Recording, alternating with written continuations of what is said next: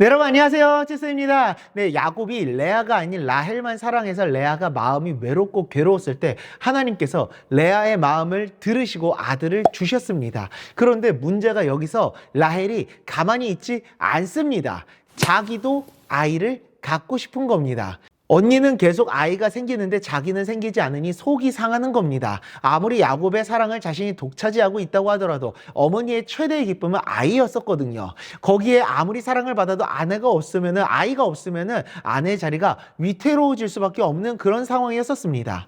그래서 야곱과 라헬 사이에 부부싸움이 일어나게 됩니다. 아이가 없어서 내가 죽을 것 같다고. 그랬더니 야곱이 하나님이 낳지 못하게 하시는 건데 내가 어쩌겠냐 하며 서로 싸웁니다. 야곱은 알고 있었습니다. 자식이 하나님께로부터 오는 기업이라는 사실을. 생명의 탄생은 인간의 힘으로 어떻게 할 수 있는 부분이 아니라 전적으로 하나님의 섭리에 달려있다는 것을 알고 있었던 겁니다. 여기서 라헬의 성품이 드러납니다. 자기가 너무 괴로우니까 아이를 주지 않으면 자기는 죽을 것 같다는 겁니다.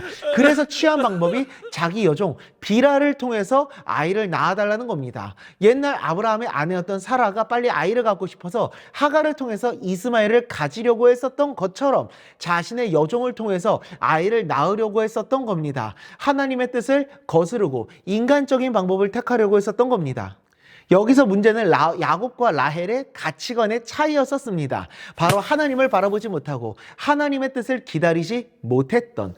라헬은 어려서부터 외모가 곱고 총명했었기 때문에 인기가 많았을 것으로 보여집니다. 레아는 그에 비해서 비교를 당하면서 살아왔었을 것으로 보여집니다. 그래서 야곱에게도 사랑을 독차지했었던 것 같습니다. 그래서 자기 앞에서 모든 좋은 일들이 다 일어나야 된다고 생각했을 것이고 자기가 가장 으뜸이 되는 것이 당연하다고 여겼을 겁니다. 그랬던 라헬이 이제는 레아에게 밀리는 것 같으니 그 속이 타들어가는 그런 심정이었을 겁니다. 그것을 이겨내지 못하고 야곱에게 와서 따져대면서 인간적인 방법을 제시합니다.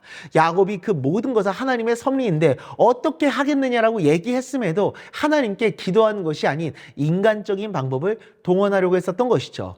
라헬이 해야 했었던 것은 하나님께 기도하며 하나님의 뜻을 기다려야 했습니다. 하나님께 기도를 하긴 했지만 하나님의 섭리와 뜻을 기다리기보다는 이를 넘어서서 자기의 욕심을 채우고자 하는 잔머리를 굴렸었던 것이죠. 정말 하나님을 섬기고 하나님을 바라본다면 하나님의 뜻과 때를 기다려야 하는 것이 맞습니다. 어떻게든 나의 욕심을 이루기 위해 자신의 인간적인 방법을 선택하려고 해서는 안 되는 겁니다. 그것은 하나님께 순종하는 것이 아니라 하나님께 도전하는 행위가 될 수 있다는 사실을 기억해야 합니다. 시편 37편 7절입니다.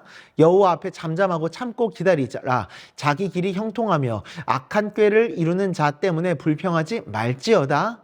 아멘.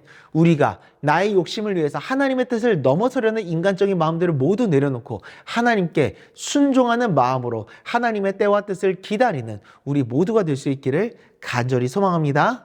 기도하겠습니다. 하나님 아버지, 라헬이 하나님의 때를 기다리지 못하고 인간적인 방법으로 택하려고 했었던 것처럼 우리도 계속해서 하나님의 때와 뜻을 기다리기보다는 어떻게 해서든 그 욕심과 욕망을 이루기 위해서 인간적인 방법을 도입하려고 하는 그런 모습이 없는지 우리 자신을 돌아봅니다. 하나님 아버지, 그러는 것이 아니라 늘 언제나 하나님의 때를 순종하는 마음으로 기다리며 하나님께서 원하시는 뜻을 따라 하루하루 살아가는 우리 모두가 될 수 있도록 은혜 내려 주시옵소서.